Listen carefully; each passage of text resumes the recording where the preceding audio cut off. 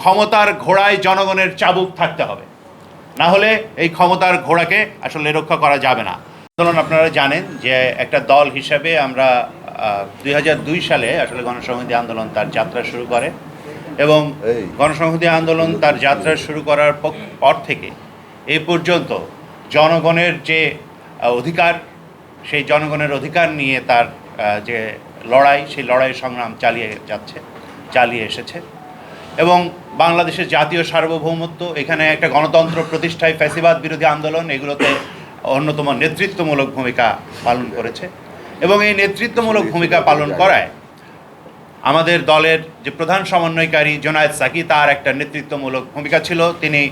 গণসংহতি আন্দোলনেরই শুধু নেতা নন, একই সঙ্গে তিনি এই সমস্ত সংগ্রামের নেতৃত্ব দেওয়ার ভেতর দিয়ে জনগণের কণ্ঠস্বর, জনগণের নেতা হয়ে উঠেছে। বাংলাদেশের একমাত্র স্মার্ট সিটি বসুন্ধরা এখন আরো নিরাপদ, আধুনিকতায় আরো এক ধাপ এগিয়ে। এবং গত ফ্যাসিবাদ বিরোধী আন্দোলনের ভেতর দিয়ে আমরা যে গণ অভ্যুত্থানের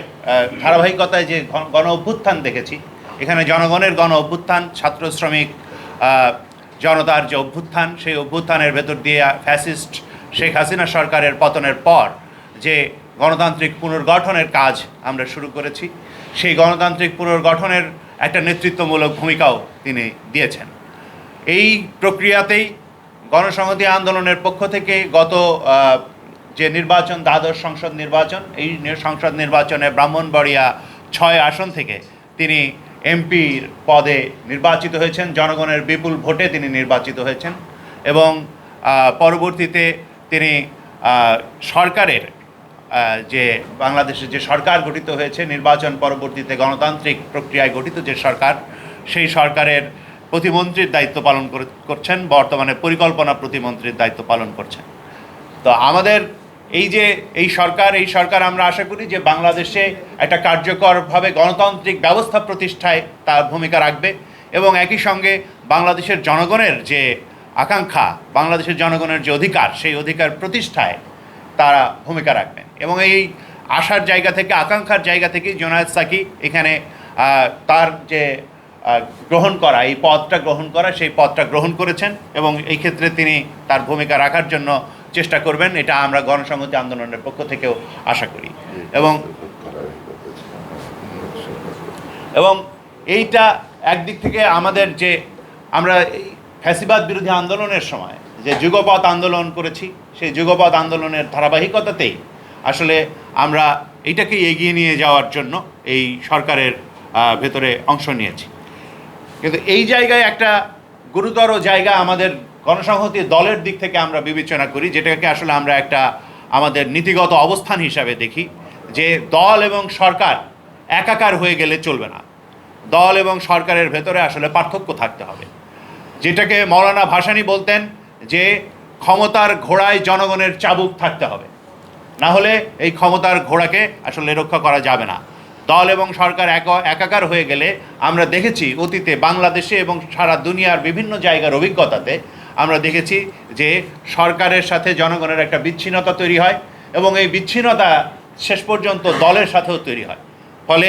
দল হিসেবে গণসংহতি আন্দোলনের যেহেতু নীতি হচ্ছে যে জনগণের স্বার্থের বাইরে আমাদের কোনো স্বার্থ নেই,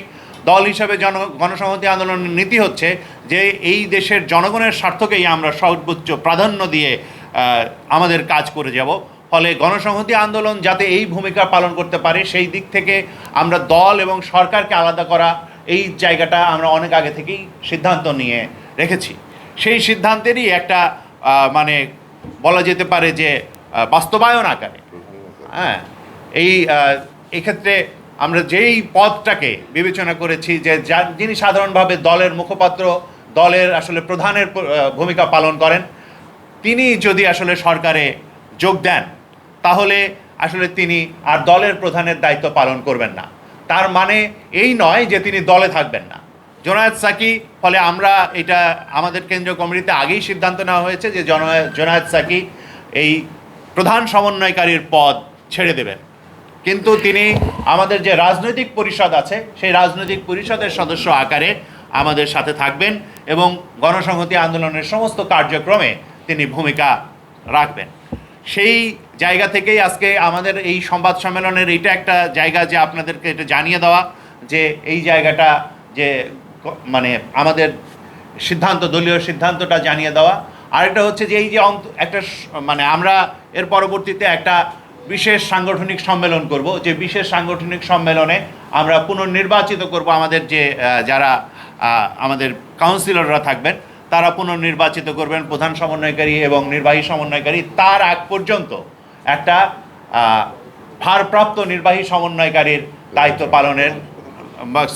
ভারপ্রাপ্ত নির্বাহী সমন্বয়কারী